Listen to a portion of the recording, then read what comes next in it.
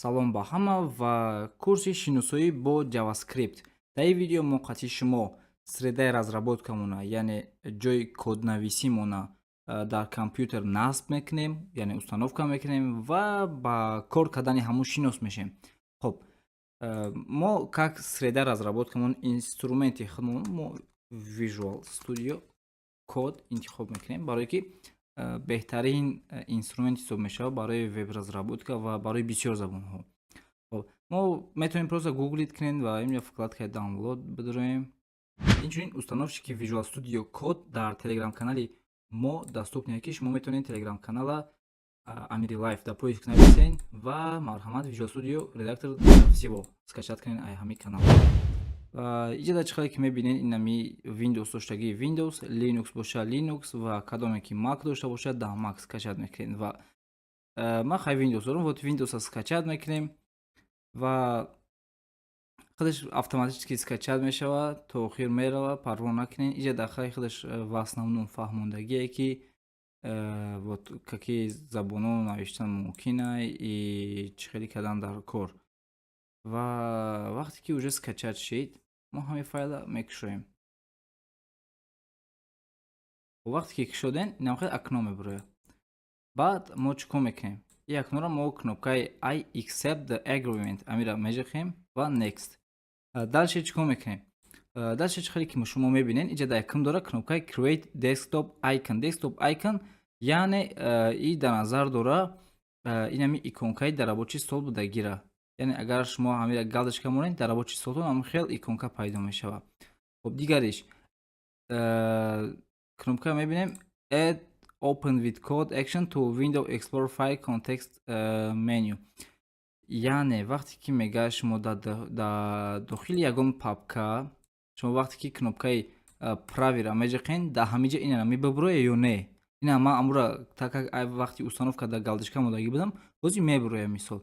Баъд ҳамин папкая дар даруни ҳамин редактор мекушояд ки ҳамаи файлош доступне мешаванд ва мисол проект вақте ки разработка мекунед, ин коратонро осон мекунад. Дигаре чӣ мегӯяд? Add open with code action to window explorer directory context menu. Яъне sorry.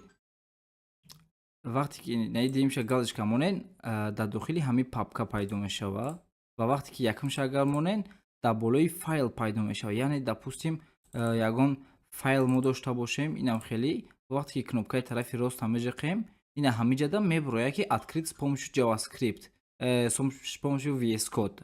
Баъд файли JavaScript дар VS Code мекушояд.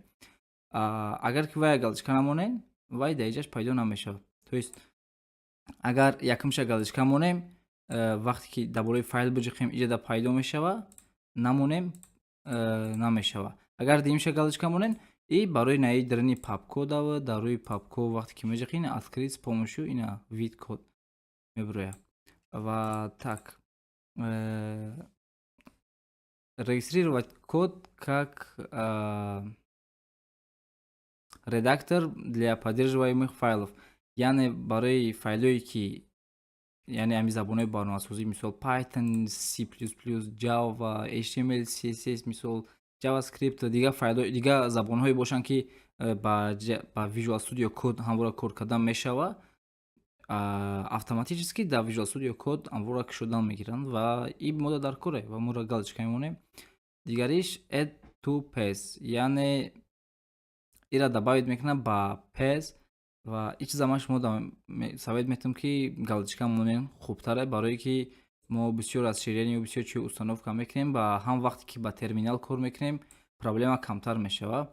Ва ман шумо дар афсус пурратар фаҳмонда наметавонам, аммо шумо метавонед як бор нависед ки шо такое мисол path дар Google, дар YouTube ва бисёртар маълумот дар бораш гиред. Ва вақте ки шумо next межақен, вай дальше установка мешавад уже худаш.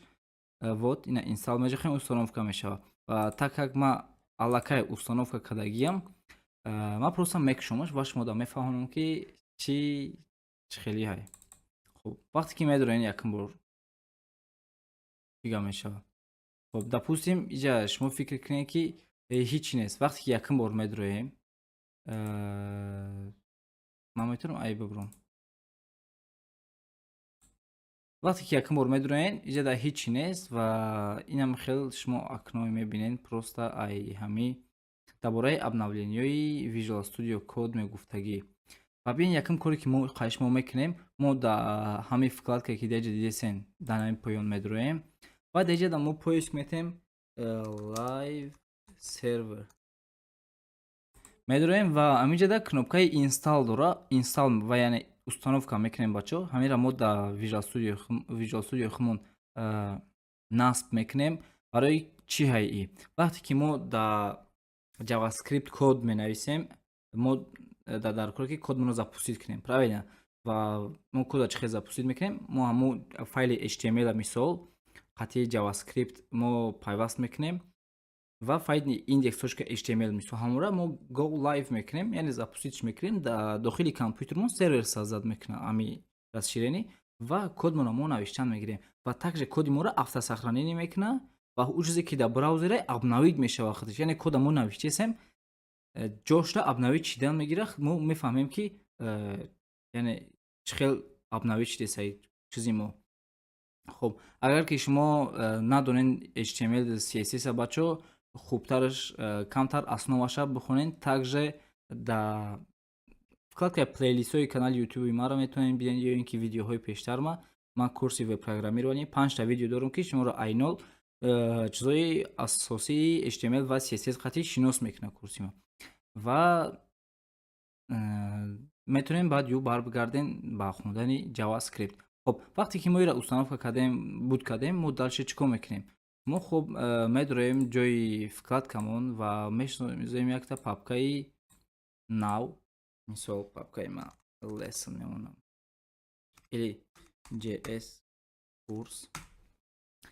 Хуб, дар дарни папкамон мо дар болои ҳамин меҷахем ва кнопкаи якумгира меҷахем, файл созад мешавад. Менависем index.html. Хуб, мо созад кардем. Дуруст? Анак мо чӣ кор мекунем? Мо иҷада просто аломати хитоб мемонем. Ин хитоб мебинем иҷа emmet abbreviation бировардаги, яъне кӯтоҳ кардаи автоматически. Мо дар шарт нест ки ҳамаи кода худмон бинависем. Мо амира ва интера меҷақем. Худаш аллакай намин хел код меброяд. Хуб, анак дальше мо чӣ кор мекунем? Дальше мо дар дарини баъди менависем мисол теги эшия хати hello world мисол менависем. Хуб, анак мо чӣ кор мекунем? Мо метавонем дар болои ҳамин код кнопкаи тарафи роста биҷақем, open with live server кунем ё ин ки поёнда go live кунем, фарқ надорад. Мисол лозима open with live server мекунем, то есть live server ва ин аҳа биромад hello world. Анак лозима биен қатъи шумо камтара конфигурировать кунем Visual Studio Code мона. Яъне мо чӣ кор мекунем? Хуб, бинед, мо вақте ки ҳозир иҷа ман навиштесам, аллакай обновид мешавад. Ҳамин мисол ман менависам ки салом ба ҳама, аллакай дар иҷа биромад. Яъне шумо вақте ки нав установка карда бошед, намебирояд. Хуб, чӣ хел ҳаминро бикунем? Ана поёнда мо настройки медуроем, settings ва шуда мешавад. Дар ҳаминҷа мо auto save менависем бачаҳо ва иҷада мебинед after delay навишта ки шумо метавонед ила after delay боша, баъд ин иҷада delay чанде ки боша, мисол ман ила 1000 кунам, 1 сония мешавад.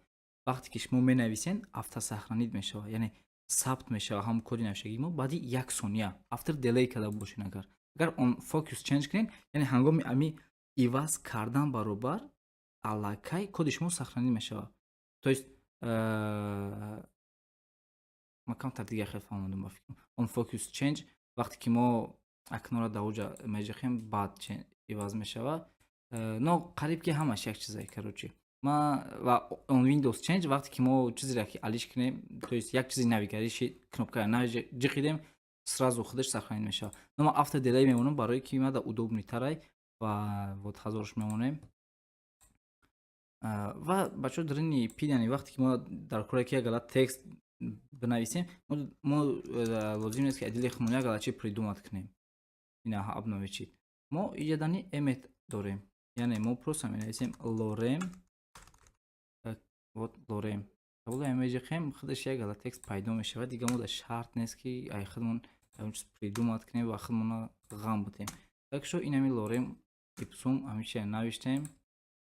Проблема решена. Хоб, ана ки мо HTML навиштем, ана ки JavaScript чикор мекунем? Мо метавонем дар дарини ҳами боди мисол бинависем, инҷа дар дарини бади ёки бади бинависемш, то есть ай берини боди бинависемш ва мекушем мо теги script маҳкам мекунем. ва чӣ чизе ки мо дар дохили ҳами бинависем, инҷа дар хай маҳкам шавиш чӣ ба ки вай накушоид.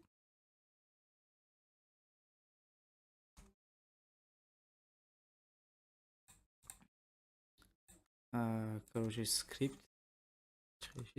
скрипт менависем ва дар дохили мо мисол обычный чиза мекунем, alert менависем ва инҷа менависем hello world.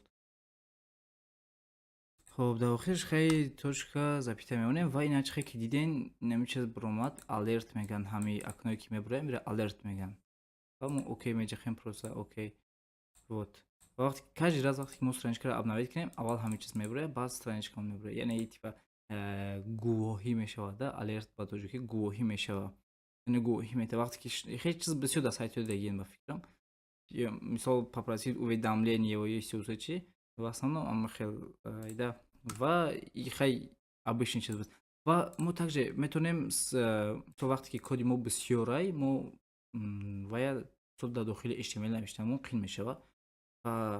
Бисёри программистҳо даже вақти қариб ҳама вақте ки профессиональни қисм дар мегзаранд ва ё JavaScript файли алоҳида мекунанд. Мисоли ма шумо нишон метавонем чӣ хел файли алоҳида кунем.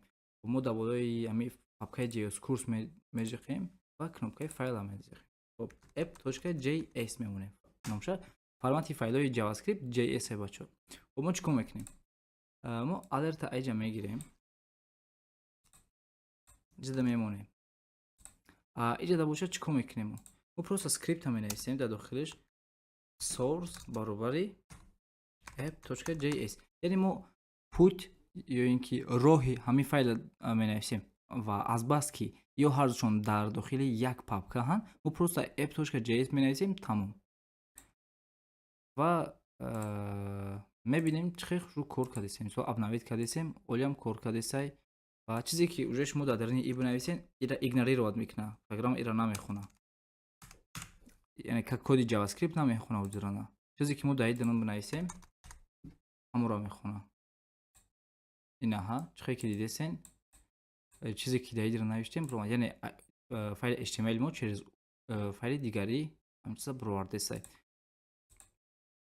Хоб, ва ами баъд установкаи средаи коднависии мо дар дарсҳои оянда боша, хай мо кӯшиш мекунем чизҳои дигари JavaScript бихонем. Так как ма худам профессиональный веб-разработчик нестам, мумкин эҳтимолият ҳаст ки баъзан чизҳоша ма мисол хато бугум ё ин ки ягон ҷоша фаромӯш кардам бугум ва агар ки разработчикои профессионалӣ бошанд, марҳамат дар комментҳо бинависен ки ҷоиша ки ислоҳ кардани дар кора ё ин ки ягон чизша ма фаромӯш карда бошам, марҳамат дар комментаре нависен. Ма видеои дигара ҳатман ваёро мегӯм.